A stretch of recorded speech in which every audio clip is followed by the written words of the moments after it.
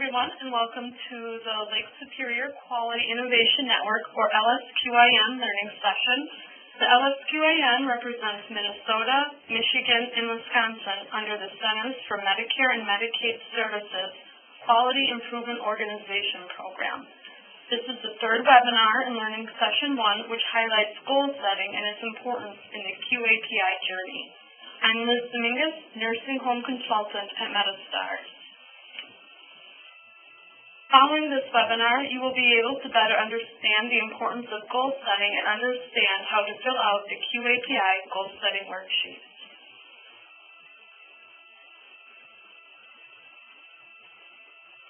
While setting goals may not necessarily sound like the most exciting thing to do, setting goals is often one of the first steps we need to take so we can achieve what we really want.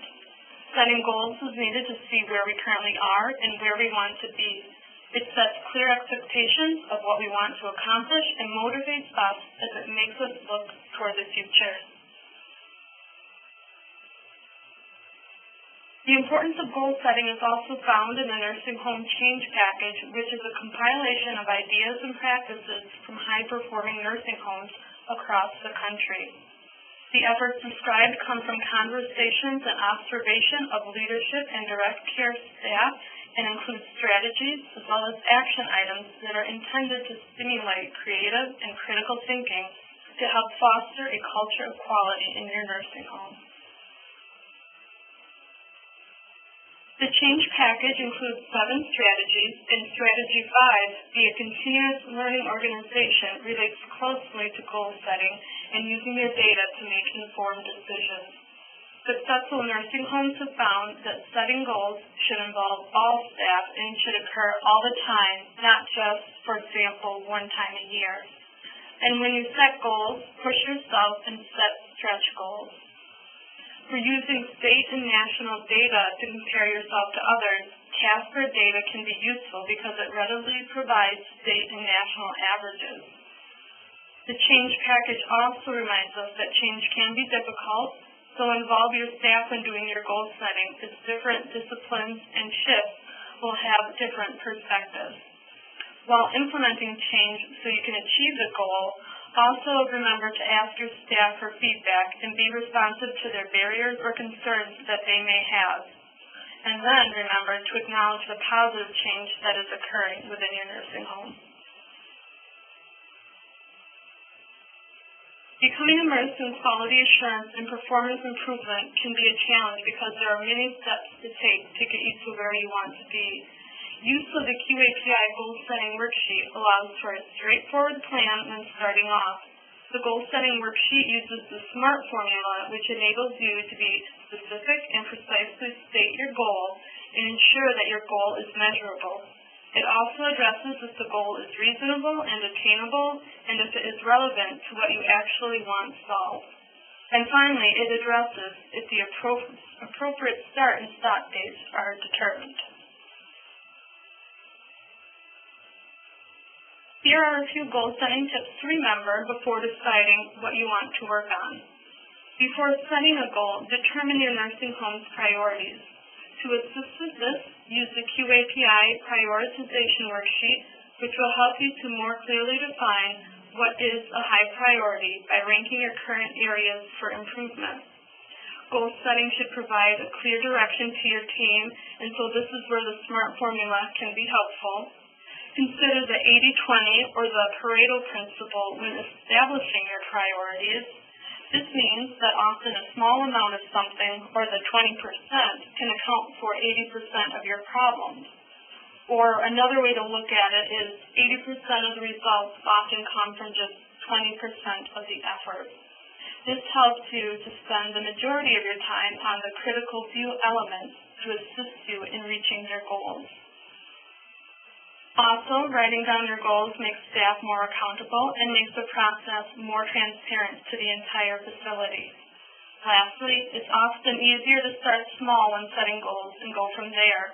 For example, if implementing resident rounding, consider starting with a certain hallway or neighborhood, and once you've reached your goal in that specific area, implement it further and throughout the entire home. Here is an example of using your CASPER data to help drive your clinical prioritization. Quality measures will flag if the last column, which is the national percentiles, is above the 75th percentile. You can start by choosing a quality measure that is flagging. The facility in this example may want to set goals related to pain, pressure ulcers, or catheters because these quality measures are above the 75th percentile.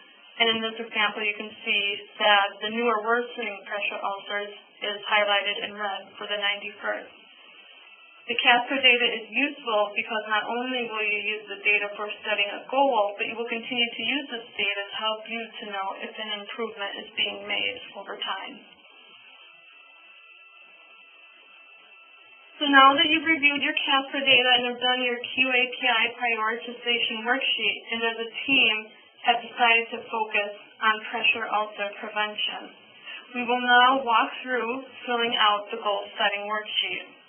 The first step is describing the business problem to be solved. In this example, the facility has decided to focus on reducing new or worsening pressure ulcers, which is the short stay measure and is flagging at the 91st percentile. The next step is making sure your goal is specific. Use the 3 W's of what, who, and where to describe your goal. The nursing home wants to have a goal of 0 or new worsening pressure ulcers by September 2015. Next, ask who will be involved or effective. This can include the at-risk residents, most likely will be the short stay residents since that's the quality measure we're focusing on, and then also those with existing pressure ulcers. Staff who should be involved in this improvement process can include nurses, CNAs, therapists, and whoever else you would like to include. Lastly, the where will ensure you are addressing and completing any follow-ups related to this issue in a timely manner. This nursing home will be discussing their progress at their weekly QAPI meetings. The next step is making sure your goals are measurable. Start by defining what measures you will use.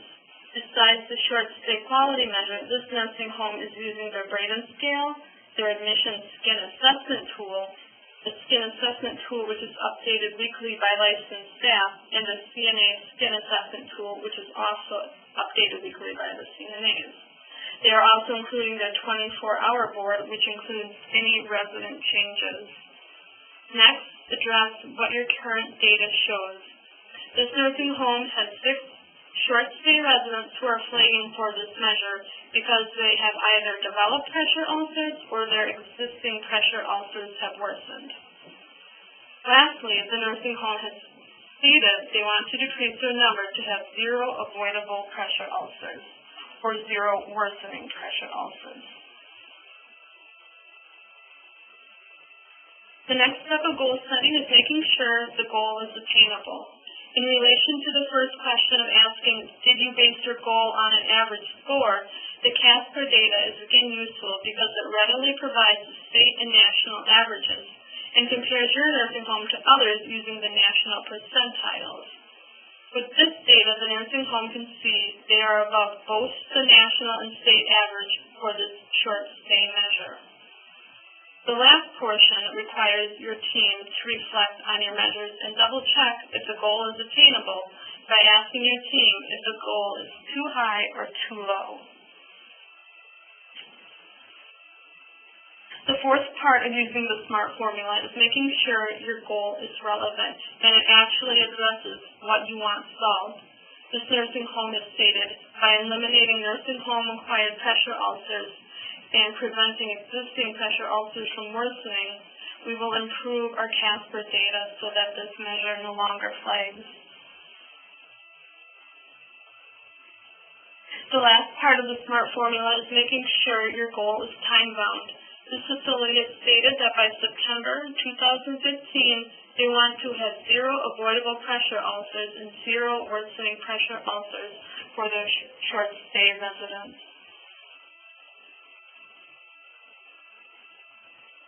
Lastly, the goal setting worksheet asks you to incorporate all of the elements into one concise statement. Once completed, you would use this goal in your next steps of implementing change, such as when you start your PDSA cycle. As with the first two webinars in this learning session, we are asking all nursing homes to complete an activity. For this activity, we are asking your interdisciplinary team to decide what your priorities are and complete a goal-setting worksheet. Remember to start small. It may be easier to focus on only one goal instead of trying to implement multiple improvements at once. And as always, if you have any questions, please reach out to either Donna in Michigan, Christy in Minnesota, or myself in Wisconsin. And thank you for listening.